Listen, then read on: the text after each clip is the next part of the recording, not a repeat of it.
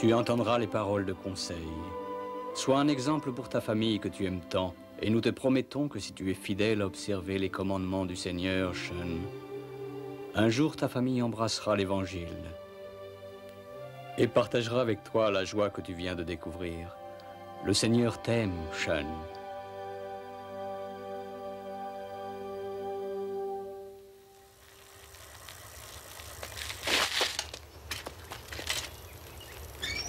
Ouais, je te jure. Tu veux que je te dise c'est le moment de la journée que je préfère? Ouais, ouais. Voilà. J'ai une bonne nouvelle, Mary. Après bien des recherches, j'ai enfin trouvé un travail à Sean. Ah, merveilleux, où ça? Un gars de l'équipe m'a parlé de quelqu'un qui cherche une personne, un programmateur à former. Oui. Il s'appelle John McPherson. En tout cas, je suis allé voir M. McPherson cet après-midi. Et j'ai posé ta candidature, mon garçon. Il a accepté de te recevoir, Sean. Ça, c'est Ah, mais c'est génial. Magnifique. Comme on sera plusieurs à travailler, on pourra bientôt s'acheter une voiture. Ah, peut-être bien, oui, mais tu pourras pas encore la Et conduire. alors, c'est quand cet entretien? Samedi. Et si tu es pris, tu commences dimanche. Passe-moi ton assiette, chérie.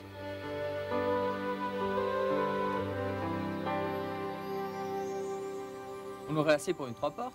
Eh, vraiment, c'est pas une 3 portes que je pensais.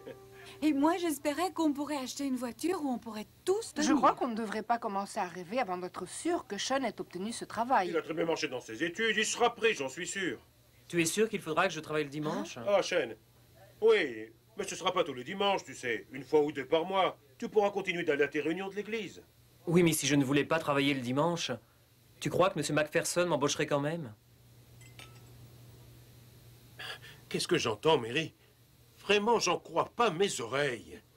Sean, il est absolument impossible d'obtenir tout ce qu'on veut dans la vie. Tu voulais un bon travail, tu en as un, et dans ton domaine en plus. Qu'est-ce que tu veux d'autre? Dis-le-moi, quoi. Mais tu sais bien que je ne peux pas travailler le dimanche. Et moi, je ne veux pas continuer à faire deux boulots comme je le fais depuis 17 ans.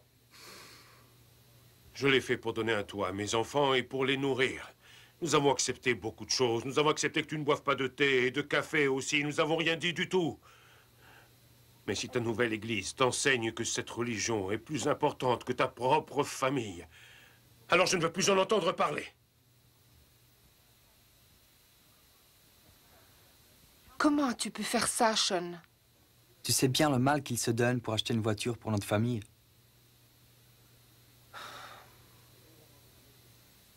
Vous savez, c'est que j'ai d'autres engagements, alors je me demandais s'il y avait une chance pour ne pas travailler le dimanche.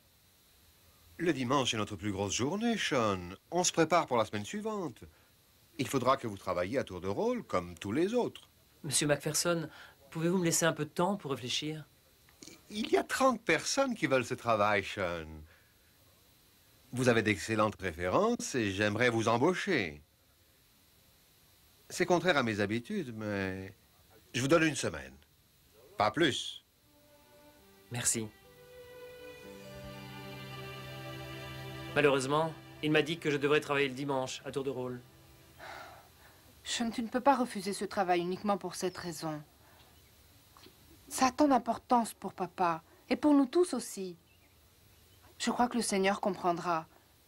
Mais ton père sûrement pas. Qui sait, maman, je pourrais peut-être trouver un autre travail.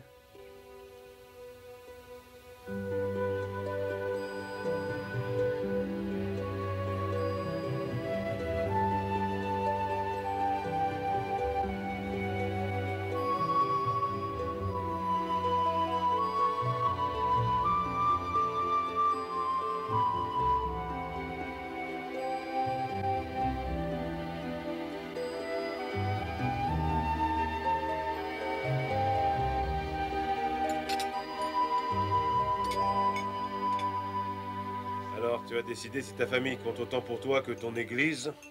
Tu le sais, la famille compte beaucoup pour moi, papa. Mais j'espère bien que je n'aurai pas à choisir entre les deux. Moi, j'ai l'impression que tu as déjà choisi.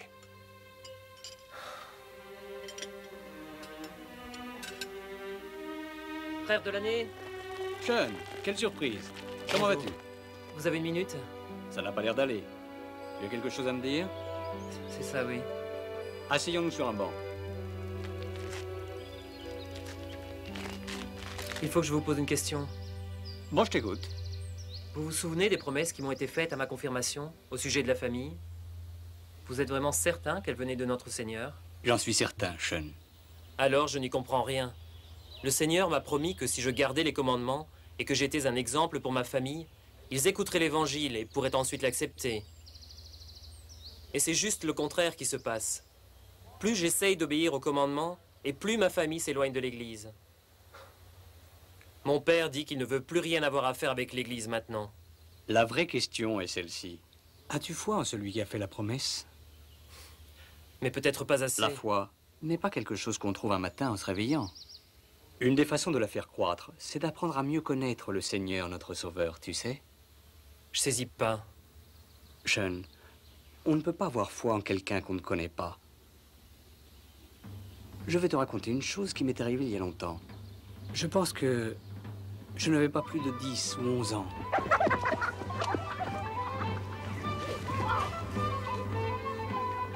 C'était en été. Ma famille et d'autres sont partis faire une excursion.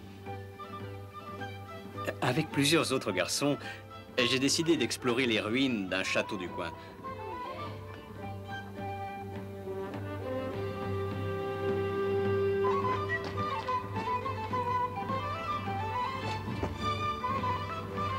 On essayait tous de dépasser les autres.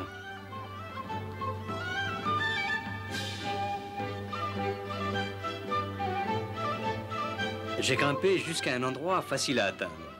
C'est du moins ce que je croyais. Une fois en haut, je me suis aperçu que la nuit tombait et que je n'y voyais plus assez pour redescendre. Max! Je peux pas descendre! Viens me chercher! Max! Plusieurs garçons sont allés chercher leur père. Au secours! Je suis là-haut! Impossible de m'atteindre. J'étais figé sur place. Il me criait qu'il me rattraperait si je sautais. Je vais te rattraper, n'aie pas peur, allez, saute, saute. Je n'arrivais pas à me décider. Alors, mon père est arrivé. Quelle joie d'entendre sa voix. Il criait qu'il m'attraperait si je sautais. C'est toi, papa! Je ne voyais pas mon père, Vas-y, saute, saute, saute. mais je vais te connaissais sa rattraper. voix. D'accord, je saute.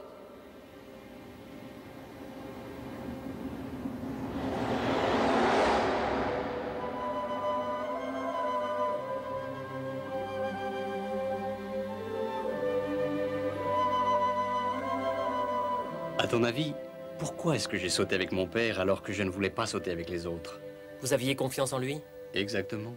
J'avais confiance en lui parce que je le connaissais. Tout comme Abraham, Moïse et Noé. Ils ont tous exercé une grande foi en Jésus-Christ parce qu'ils le connaissaient. Et quand il leur a demandé de sauter dans le noir, ils l'ont fait parce qu'ils savaient qu'il les rattraperait. Mais comment apprendre à connaître quelqu'un que je n'ai jamais rencontré? Comme eux aussi ont appris à le connaître. Par les Écritures, la prière et l'obéissance. Essaie toi aussi de le connaître, Sean, et tu découvriras la confiance que tu cherches.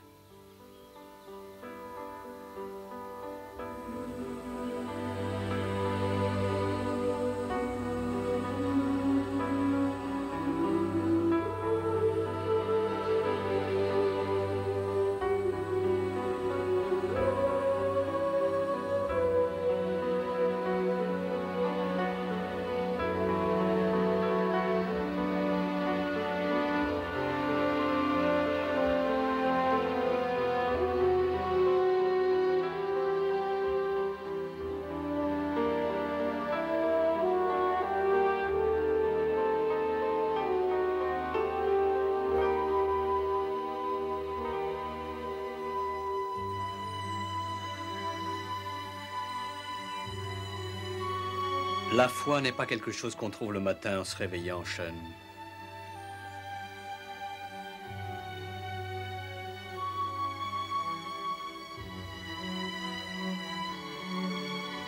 Je ne pouvais pas voir mon père, mais je connaissais sa voix.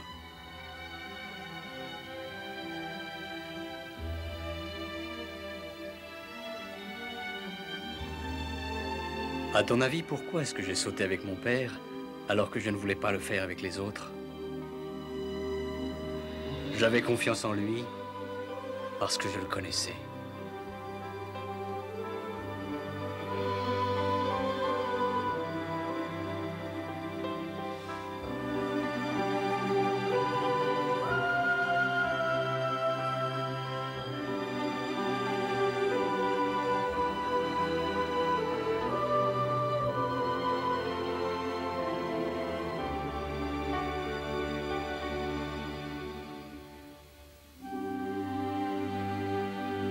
Vous savez, c'est pour moi une expérience nouvelle, frères et sœurs. Ceux d'entre vous qui ont assisté à mon baptême connaissent la promesse concernant ma famille. C'était lors de ma confirmation.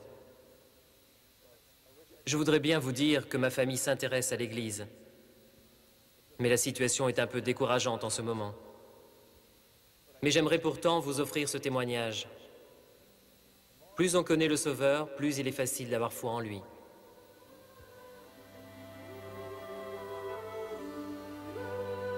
Je sais que j'ai encore beaucoup à apprendre, mais je ressens son amour pour moi. Et par les Écritures et la prière, j'ai appris à mieux le connaître.